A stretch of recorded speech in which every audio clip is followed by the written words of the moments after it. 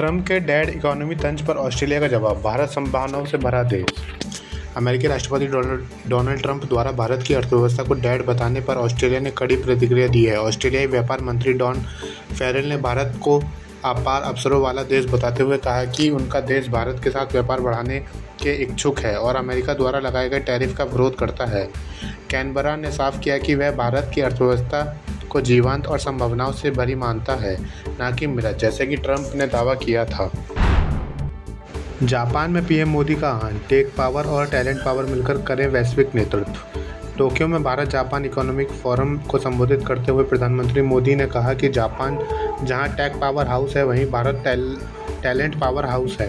उन्होंने कहा कि दोनों देश मिलकर टेक्नोलॉजी और इनोवेशन के जरिए पूरी दुनिया को नेतृत्व कर सकते हैं। पीएम मोदी ने जापानी निवेशकों और मैन्युफैक्चरर्स को भारत आने का न्योता देते हुए make in India for whole world का आह्वान किया और कहा कि आज वैश्विक नेतृत्व की कुंजी टेक्नोलॉजी और टैलेंट ही है।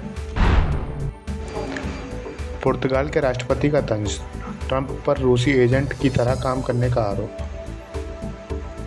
अमेरिकी राष्ट्रपति डोनाल्ड ट्रंप की नीतियों पर सवाल उठाते हुए पुर्तगाल के राष्ट्रपति ने कहा कि ट्रंप रूस के पक्ष में खड़े दिखते हैं और रूसी एजेंट की तरह काम कर रहे हैं।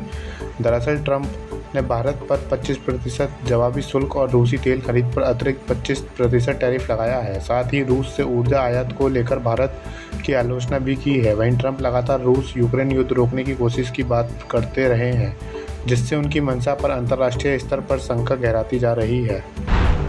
ट्रंप की सेहत पर अटकलों के बीच बोले उपराष्ट्रपति जेडी वेंस, पद संभालने को तैयार।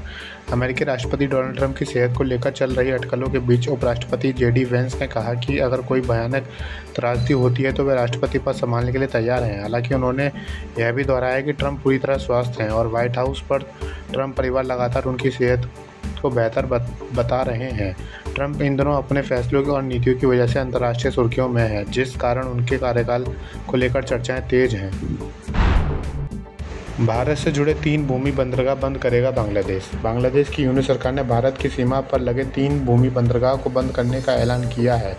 सरकार का कहना है कि इन बंदरगाहों पर कोई व्यापारिक गतिविधि नहीं हो रही थी, इसलिए खर्चा कम करने और करदाताओं को पर बोझ घटाने के लिए यह कदम उठाया गया है।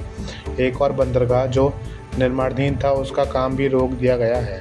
गौरतलब है कि मई जून में भारत बांग्लादेश को दी जाने वाली ट्रांसशिपमेंट सेवा पर रोक लगाकर केवल कोलकाता और मुंबई बंदरगाह के उपयोग की अनुमति दी थी। Thank you so much for watching this video. Don't forget to like, comment, share, and subscribe.